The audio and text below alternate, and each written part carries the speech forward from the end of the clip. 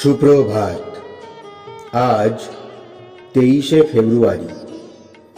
আজকের দিনে আমাদের প্রধান চিন্তা হোক মনের স্থিরতা ও শান্ত ভাব পরস্পরের সঙ্গী।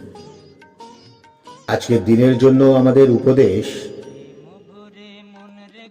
মনকে কখনো বিপর্যস্ত বা উত্তেজিত হইতে দিও না।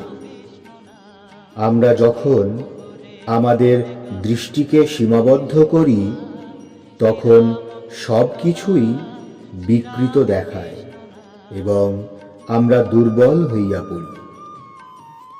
আমরা যে সেই অখণ্ড পরম পুরুষের অঙ্গস্বরূপ, আমাদের কোনো সন্দেহ বা দুর্বলতা থাকা উচিত নয় এবং আমরা যে তাহারই অংশ, সেটিকে আমাদের জীবনের মধ্যে প্রকাশ করা চাই। সেই পরম দেবতাকে আমরা দৃঢ়ভাবে ধরিয়া থাকিতে শিখিব, তবেই আমরা এই জগতের পরিবর্তনশীল অবস্থার মধ্যে বিচলিত হইব না। যদি আমরা তাহাকে দৃঢ়ভাবে আঁকড়াইয়া ধরিয়া থাকি, তবেই আমরা সব সময়ে মনের স্থিরতা বজায় রাখিতে পারিব।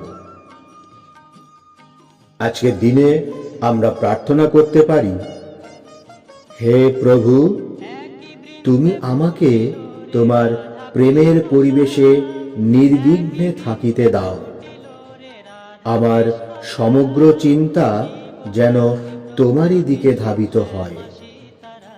তোমার মধ্যেই যেন আমি শান্তি ও বিশ্রাম পাই।